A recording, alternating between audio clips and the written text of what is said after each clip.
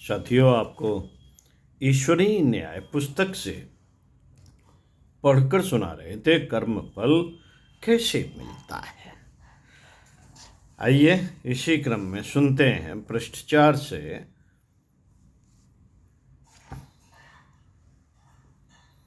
पाठकों को इतनी जानकारी तो बहुत पहले हो चुकी होगी कि मन के दो भाग हैं, एक बहिर्मन, दूसरा अंतर्मन। बाहरी मन तो तर्क वितर्क करता है, सोचता है, काट छांट करता है और अपने इरादों को बदलता रहता है, पर अंतर्मन बोले बाले किंतु दृढ़ निश्चयी बालक के समान है। वह काट छांट नहीं करता, वरन श्रद्धा और विश्वास के आधार पर काम करता है। बाहरी मन तो यह सोच सकता है कि पाप कर्मों की रेखाएं अपने ऊपर अंकित न होने दूं और पुण्य कर्मों को बढ़ा चढ़ा कर अंकित करूं, जिससे पाप फल न भोगना पड़े और पुण्य फल का भरपूर आनंद प्राप्त हो। परंतु भीतरी मन ऐसा नहीं है। ऐसा नहीं है। वह सत्यनिष्ठ जज की तरह फैसला करता है। कोई लोभ, लालच, भय, स्वार्थ उसे प्रभावित नहीं करता। कहा जाता है कि मनुष्य के अंदर एक ईश्वरीय शक्ति रहती है, दूसरी शैतानी। आप गुप्त मन को ईश्वरीय शक्ति और तर्क, छल, कपट, स्वार्थ, लोभ में रत रहने वाला बाह्य मन को शैतानी शक्ति कह सकते हैं। बाहरी मन धोखेबाजी कर सकता है, परंतु भीतरी मन तो सत्यरूपी आत्मा का तेज है।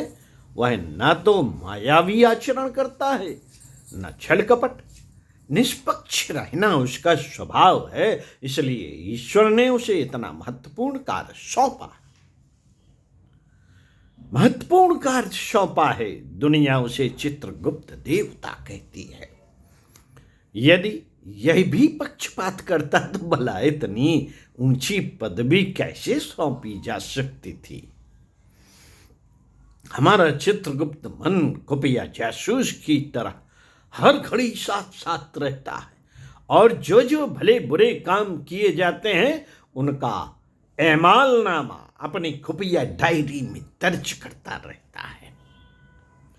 भीतरी दुनिया में चित्रगुप्त या चित्रगुप्त पुलिस और अदालत दोनों महकमों का काम स्वयं ही करता है। बाहरी दुनिया में तो यदि पुलिस झूठा सबूत दे दे तो अदालत का फैसला भी अनुचित हो सकता है, परंतु भीतरी दुनिया में ऐसी गड़बड़ी की संभावना नहीं रहती। नहीं है ऐसी संभावना भीतरी दुनिया में।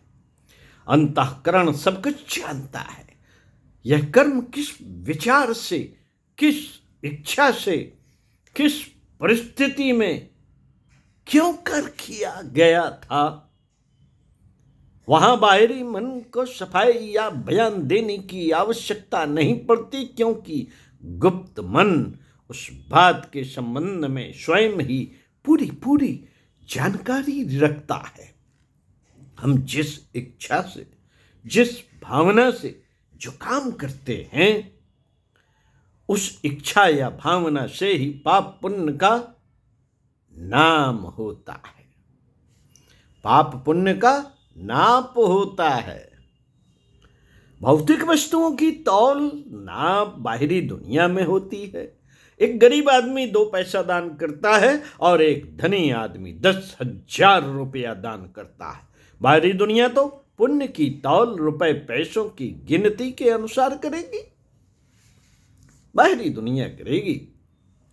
2 पैसा दान करने वाले की ओर कोई आंख उठाकर भी नहीं देखेगा, पर 10,000 रुपए देने वाले की प्रशंसा चारों तरफ फैलेगी। भीतरी दुनिया में यह नाप ताल नहीं चलती। बाहर की दुनिया में रुपयों की गिनती से, काम के बाहरी फैलाव से, कथा वार्ता से, तीर्थ यात्रा आदि भौतिक चीजों से यश खरीदा जाता है। पर चित्रगुप्त देवता के देश में यह सिक्का ही नहीं चलता, यह सिक्का ही नहीं चलता साहब। वहां तो इच्छा और भावना की नापतौल होती है, उसी के मुताबिक पाप पुण्य का जमा खर्च किया जाता है। भगवान कृष्ण ने अर्जुन को उकसाकर लाखों आदमियों को महाभारत के युद्ध में मरवा डाला। लाशों से भूमि पट गई, खून की नदियां बह गईं, फिर भी अर्जुन को कोई पाप नहीं लगा, कोई पाप नहीं लगा। अर्जुन का उद्देश्य पवित्र था, वह पाप को नष्ट करके धर्म की स्थापना करना चाहता था। बस वही इच्छा खुफिया रजिस्टर में दर्ज हो गई। आदमियों के मरने जीने की संख्या का कोई हिसाब नहीं लिखा गया। दुनिया में करोड़पति की बड़ी प्रतिष्ठा है, पर यदि उसका दिल छोटा है, दिल खोटा है, तो चित्रगुप्त के दरबार में भिखमंगा शुमार किया जाएगा, दुनिया का भिखमंगा। यदि दिल का धनी है तो उसे बादशाह गिना जाएगा। इस प्रकार मनुष्य जो भी काम कर रहा है वह किस नियत से कर रहा है, वह नियत भलाई या बुराई जिस दर्जे में जाती होगी उसी में दर्ज कर ली जाएगी। सद्भाव से फांसी लगने वाला, सद्भाव से फांसी लगाने वाला एक जल्लाद भी पुण्यात्मा गिना जा सकता है, और एक धर्मध्वजी तिलकधारी पंडित भी गुप्त रूप से दुराचार करने पर पापी माना जा सकता है।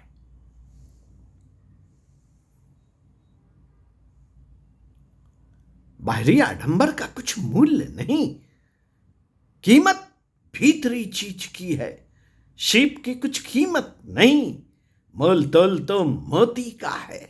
बाहर से कोई काम भला या बुरा दिखाई दे तो उससे कुछ बनता बिगड़ता नहीं। असली तत्व तो उस इच्छा और भावना में है जिससे प्रेरित होकर यह काम किया गया। पाप पुण्य की जड़, पाप पुण्य की जड़ कार्य और प्रदर्शन में नहीं, वरन निश्चित रूप से इच्छा और भावना में ही है।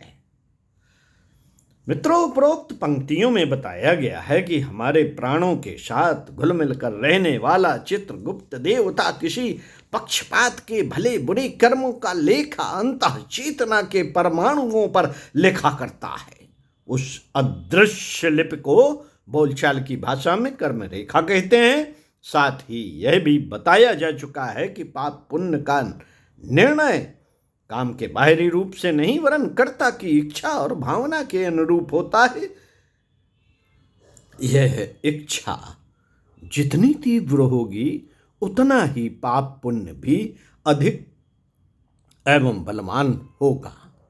जैसे एक व्यक्ति उदास मन से किसी रोगी की सेवा करता है और दूसरा व्यक्ति दूसरे रोगी की सेवा अत्यंत दया, सहानुभूति, उदारता एवं प्रेम पूर्वक करता है, तो बाहर से देखने में दोनों के काम एक समान भले ही हों, पर उस पुण्य का परिणाम भावना की उदासीनता एवं प्रेम तत्परता के अनुसार न्यूनाधिक होगा। इसी प्रकार एक भूखा व्यक्ति लाचार होकर चोरी करता है, दूसरा व्यक्ति मद्यपान के लिए चोरी करता है, तो दोनों के पाप में निसंदेह न्यूनाधिकता होगी। चोरी दोनों ने की है, पर दुष्टता से न्यूनाधिकता के कारण पाप भी उसी अनुपात से होगा। इस संबंध में एक और भी महत्वपूर्ण बात जान लेने की है कि हर व्यक्ति के लिए अलग अलग कानून व्यवस्था है। रिश्वत के मामले में एक चपरासी, एक क्लर्क, एक मजिस्ट्रेट, 3 आदमी पकड़े जाएं तो तीनों को अलग अलग प्रकार की सजा मिलेगी। संभव है चपरासी को डांट डपट सुनाकर ही छुटकारा मिल जाए, पर मजिस्ट्रेट बर्खास्त हुए बिना नहीं रह सकता, क्योंकि उसकी बड़ी जिम्मेदारी है। एक असभ्य भील शिकार मार कर पेट पालता है, अपराध उसका भी है, परंतु अहिंसा का उपदेश करने वाला पंडित यदि चुपचाप बूचर की दुकान में जाता है तो पंडित को उस भील की अपेक्षा अनेक गुना पाप लगेगा। कारण यह कि ज्ञान वृद्धि करता हुआ जीव जैसे जैसे आगे बढ़ता चलता है, वैसे वैसे ही उसकी अंतः चेतना अधिक स्वच्छ हो जाती है। मैले कपड़े पर जरा सी धूल पड़ जाए तो उसका कोई खास प्रभाव नहीं पड़ता, परंतु दूध के समान स्वच्छ धुले हुए कपड़े पर जरा सा धब्बा लग जाए तो वह दूर से ही चमकता है और बहुत बुरा मालूम पड़ता है। इसी प्रकार अशिक्षित, अज्ञानी, असभ्य व्यक्तियों को कम पाप लगता है। ज्ञान वृद्धि के साथ साथ भला बुरा समझने की योग्यता बढ़ती जाती है। सत असत का, कर्तव्य अकर्तव्य का विवेक प्रबल होता जाता है। अंतःकरण की पुकार जोरदार बनती है। इस प्रकार आत्मोन्नत के साथ साथ सदाचरण की जिम्मेदारी भी बढ़ती जाती है। हुक्म उदूली करने पर मामूली चपरासी को 2 रुपया जुर्माना हो जाता है, परंतु फौजी अफसर हुक्म उदूली करे तो कोर्ट मार्शल द्वारा गोली से उड़ा दिया जाता है। ज्ञानवान, विचारवान और भावनाशील हृदय वाले व्यक्ति जब दुष्कर्म करते हैं तो उनका चित्रगुप्त उस करतूत को बहुत भारी पाप की श्रेणी में दर्ज कर देता है। अज्ञानी व्यक्ति अपराध करे तो यह उतना महत्व नहीं रखता, किंतु कर्तव्यच्युत ब्राह्मण तो घोर दंड का भागी बनता है। राजा बनना सब दृष्टियों से अच्छा है, पर राजा की जिम्मेदारी भी सबसे ऊंची है।